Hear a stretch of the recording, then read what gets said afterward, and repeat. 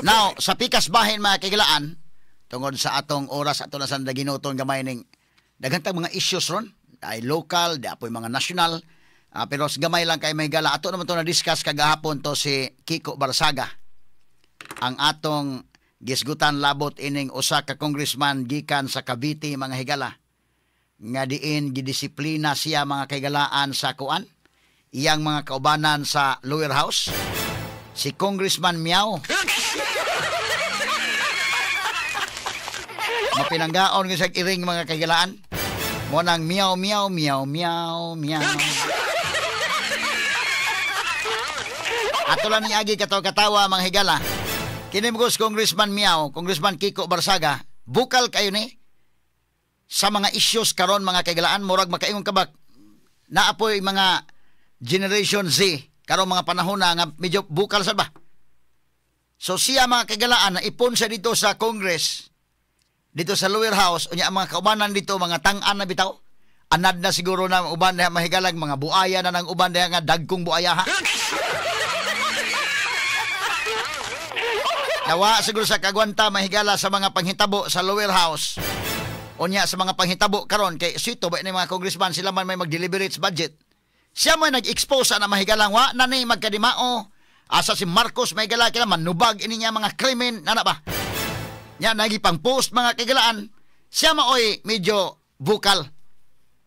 Wa makauyon ang mga congressmen uban kay saba man kay ka ha.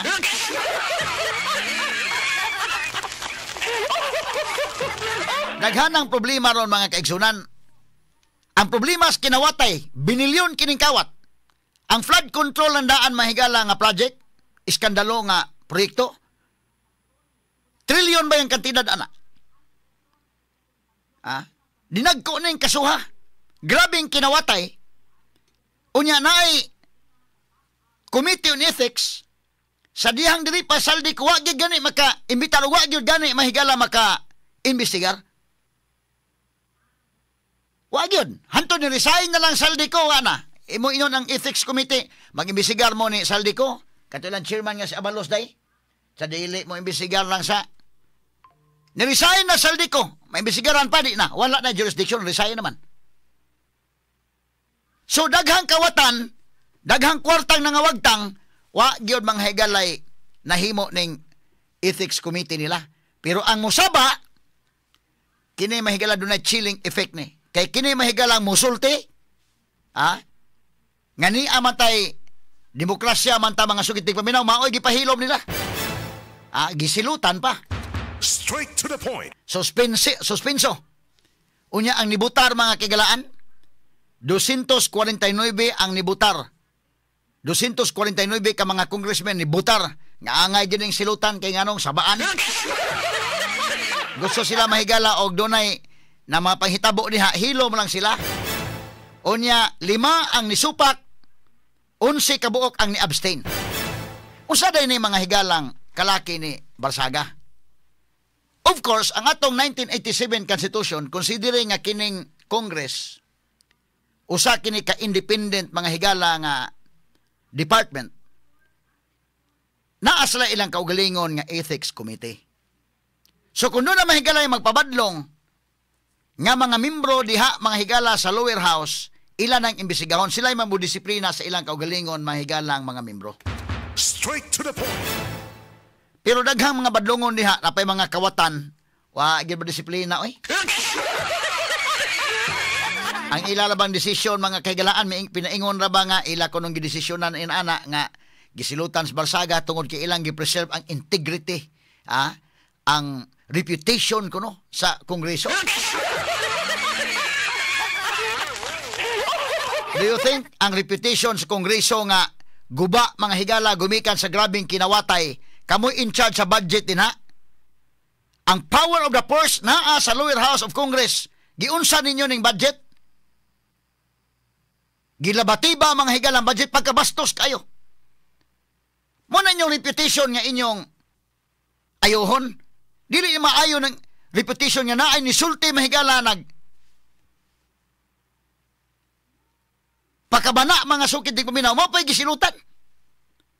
Kaya of course, ang Congress, doon na mo'y Committee on Ethics, magkadisiplina mo, Pero kumusta man ang pagdisiplina sa uban? Na ba mo gidisiplina nga inyong kauban din ha? Mismo ganas TVs day, wa man ganito na ma.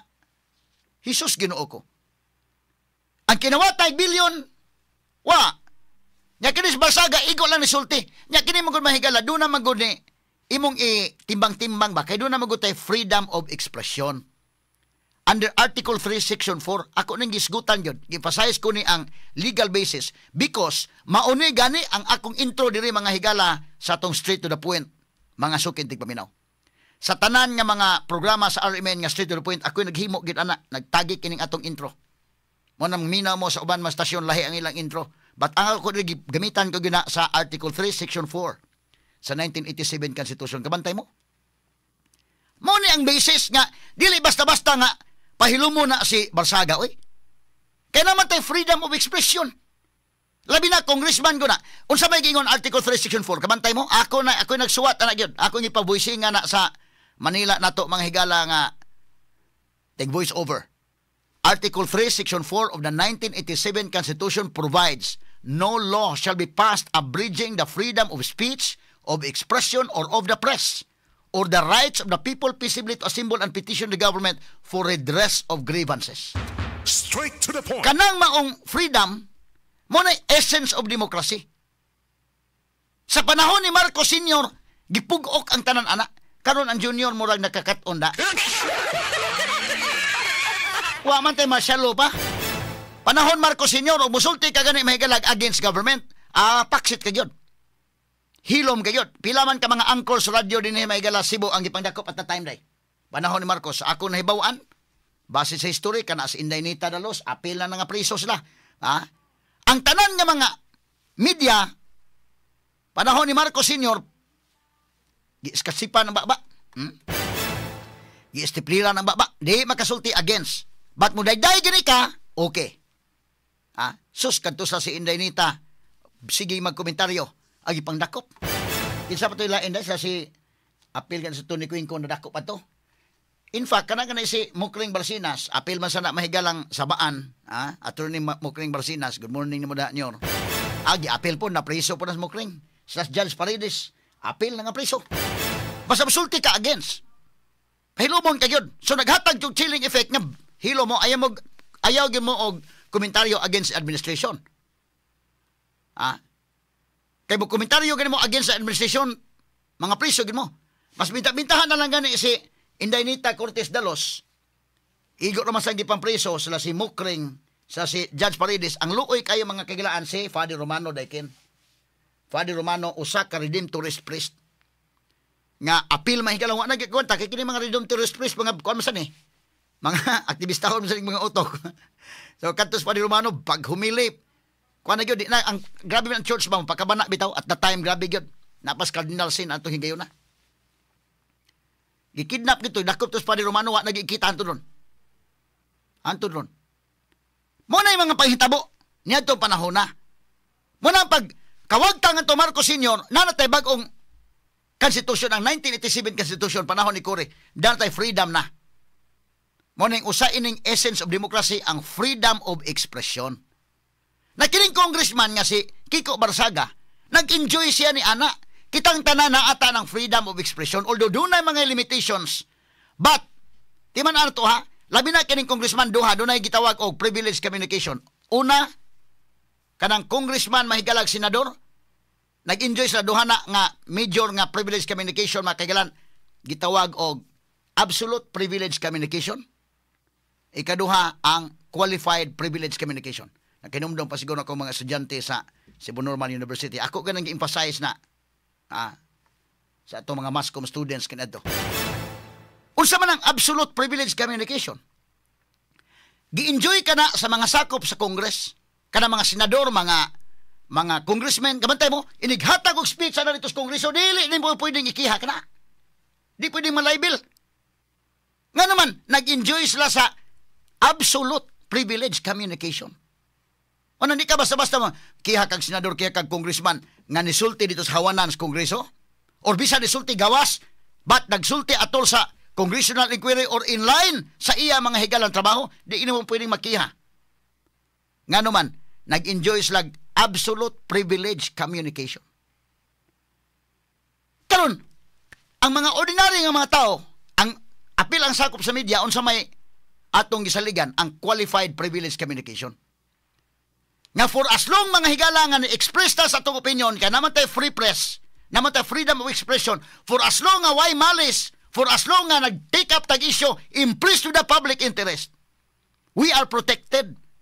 Diha mahigala sa Article 3, Section 4 sa atong 1987 Constitution, ug daghang jurisprudence Supreme Court anak, because the Supreme Court even encourage sa katawhan.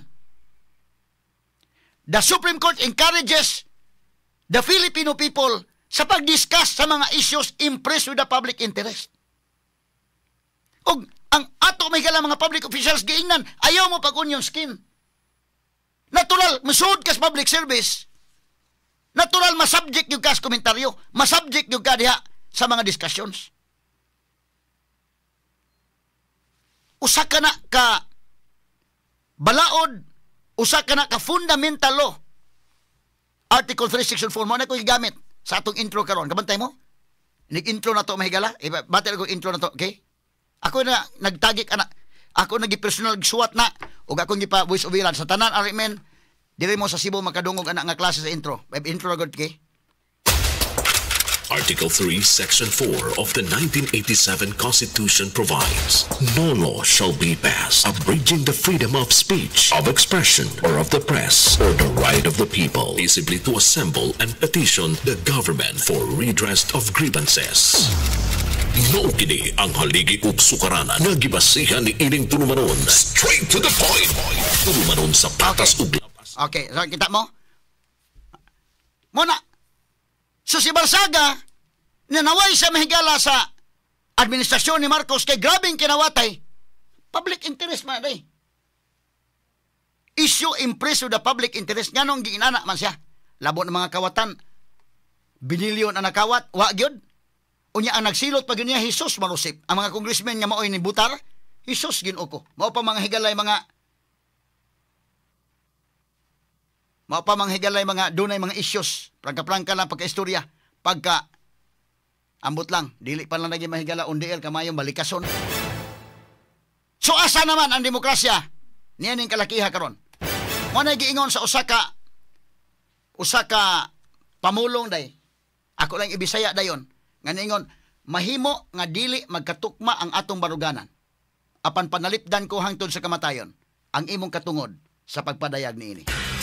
Nauunawaan, naiintindihan, natututukan, nararamdaman. Yan ang dahilan kung bakit ito ang number one. Straight to the point, ni Attorney Rufil Fernandez Panyok, ang number one sa lahat ng mga programa sa radyo dinhi sa Cebu.